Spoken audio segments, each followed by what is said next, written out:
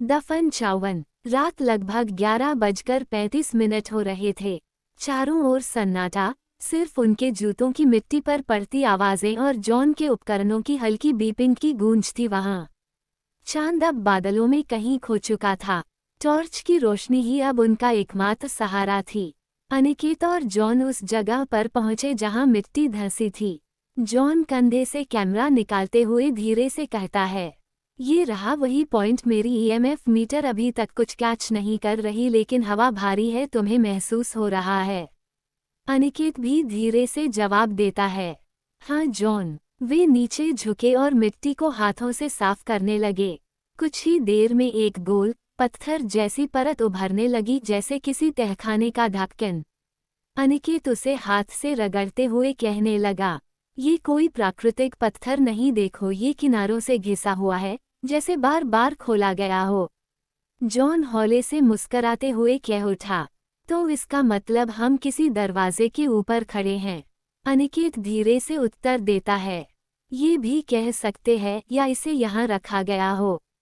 तो चलो अनिकेत, इसे पता ही करते हैं। इसके बाद दोनों ने मिलकर पत्थर को खिसकाना शुरू किया। काफी मशक्कत के बाद जब वो पत्थर हटाया गया, तो नीचे एक गहरा अंधेरा गड्ढा दिखा, जैसे जमीन की सांसें वहीं अटकी हों।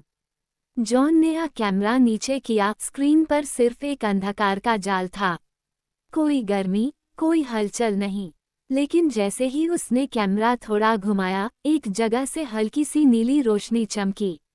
जॉन चकित होकर फुसफुसाया, अनिकेत वहां कुछ है, ये देखो। अनिकेत ने भी झुककर देखा। वो क्षण भर चुप रहा, फिर उठकर अपनी रस्सी निकाली। इसे तो जाकर ही देखना होगा। जॉन, मैं नीचे जा रहा हूँ, तुम ऊपर रहो, जब मैं कहूँ तभी नीचे आना। जॉन थोड़ा संशय से पूछ उठा, अनिकेत तुम नीचे अकेले जाओगे क्या? ये सही होगा? अनिकेत ने मौन ही आंखों में स्थिर विश्वास के साथ हामी भरी।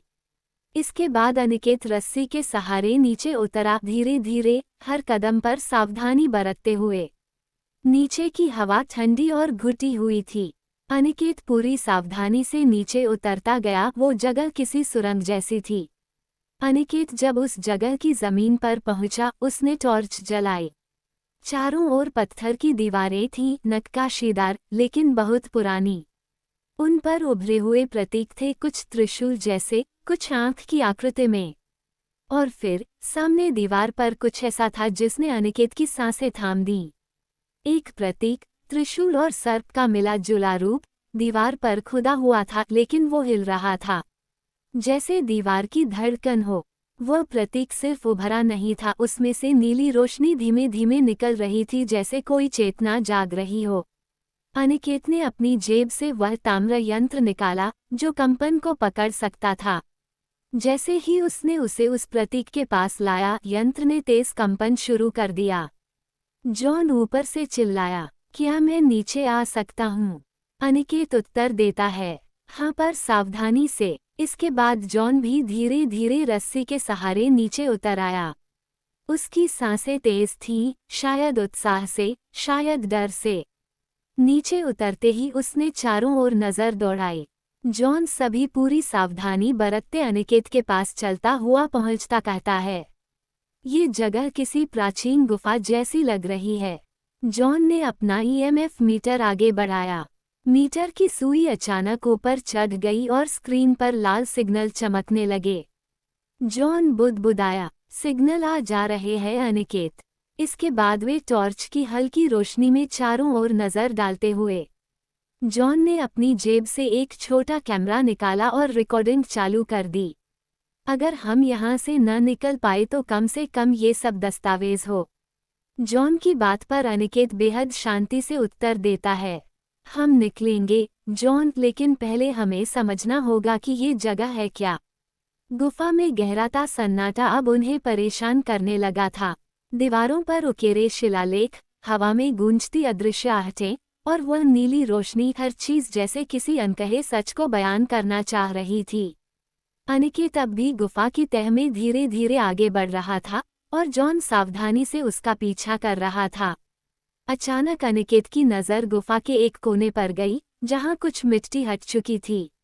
वहां पत्थरों के बीच एक धातु की सी चीज झांक रही थी। वह तुरंत वहां झुक गया और पत्थरों को हटाने लगा। जॉन भी उसके पास आकर उसकी मदद करने लगा। कुछ ही देर में दोनों ने देखा वह एक ताबूत था, लकड़ी का, लेकिन उसके किनारे लोहे की मोटी पट्टियों से बंद किया गया था। अनिकेत ने ताबूत को ध्यान से देखा और फिर धीरे धीरे उसके ऊपर की लोहे की पट्टियां हटाने लगा। जॉन धीमी आवाज में बोला, अनिकेत, क्या इसमें कोई इंसान है? अनिकेत ने कोई जवाब नहीं दिया। उसकी आंखें उस ताबूत पर जमी थीं। जैसे ही उसने अंतिम पट्टी हटाई, ताबूत का ढक्कन थोड़ा सा खुला। भीतर से एक सर्द हवा निकली जो उनकी रीढ़ तक उतर गई। फिर उसने धीरे धीरे ढक्कन को पूरी तरह उठाया और जो उन्होंने देखा उसने दोनों को सुन्न कर दिया। ताबूत के भीतर एक स्त्री का शव था, बिल्कुल वैसा ही जैसे मौत के कुछ क्षण पहले हो। उसका चेहरा शांत था, पर उस चेहरे की झलक देखते जॉन आश्चर्य से पूछ उठा, अनिकेत, ये लड़की कौन है? अनिकेत को जैसे यकीन नहीं हुआ। उसने झुककर उसका चेहरा ध्यान से देखा। वही आंखें, वही चेहरे की बनावट, हाँ, ये वही थी। महिरा, अनिकेत ने धीमे से कहा। क्या कह रहे हो अनिकेत? क्या ये वही माहिर है जो तुम्हारे इस प्रोजेक्ट का हिस्सा थी और खो गई थी, लेकिन वो इस तरह की हालत में कैसे पहुंची? हाँ, ये माहिरा है, मैं इसका चेहरा कैसे भूल सकता हूँ? लेकिन ये कैसे संभव है? जॉन फुसफुसाया। अनिकेत गौर से देखता हुआ कहने लगा, इस हालत में कैसे पहुंची ये? इसके बाद अनिकेत उसकी सांसें चेक करता है और इसी के साथ उसके चेहरे पर ढेरों आश्चर्य उमड़ आता है। ये जिंदा है जॉन? क्या? अनिकेत और जॉन दोनों ताबूत के पास घुटनों के बल बैठे थे। उनकी आंखें अब भी यकीन नहीं कर पा रही थीं कि जो पिछले 1 महीने से लापता थी, वो अब उनके सामने थी और जिंदा थी।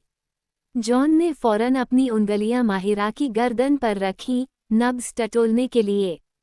कुछ सेकंड का तनाव और फिर उसने एक लंबी सांस ली। सच में अनिकेत, उसकी नब्ज चल रही है। जॉन ने उसकी नाक के पास हाथ ले जाकर हल्की सांसों को महसूस किया। हाँ, धीमी है, लेकिन है वो बेहोश है या शायद कोमा में? अनिकेत ने तुरंत अपने बैग से एक टॉर्चनुमा मेडिकल स्कैनर निकाला और उसकी आंखों में हल्की रोशनी डाली। पलकें हल्का सा फड़की, लेकिन होश में आने जैसा कोई संकेत नहीं था। ये समझ से बाहर है, जॉन बुदबुदाया। इतने नीचे, बिना ऑक्सीजन, बिना खाना पानी के ये कैसे जिंदा रह सकती है? अनिकेत ने चारों ओर नजर घुमाई, फिर ताबूत की आंतरिक दीवारों पर ध्यान दिया। वहां कुछ नीली क्रिस्टल जैसी रेखाएं फैली थीं, जैसे कोई ऊर्जा ताबूत की सीमाओं में बह रही हो। देखो, ये वही नीली ऊर्जा है जो गुफा में हमें महसूस हो रही थी। शायद इसने माहिरा को किसी तरह संरक्षित किया है। जॉन ने धीरे से पूछा, तुम कहना चाहते हो अनिकेत? अनिकेत ने सिर हिलाया। कोई प्राचीन शक्ति, कोई अलौकिक संरचना जिसने माहिरा की चेतना को रोककर रखा, उसे मरने नहीं दिया, लेकिन होश में भी नहीं आने दिया। लेकिन सवाल ये है, जॉन गहराई से सोचते हुए बोला, माहिरा यहाँ पहुंची कैसे?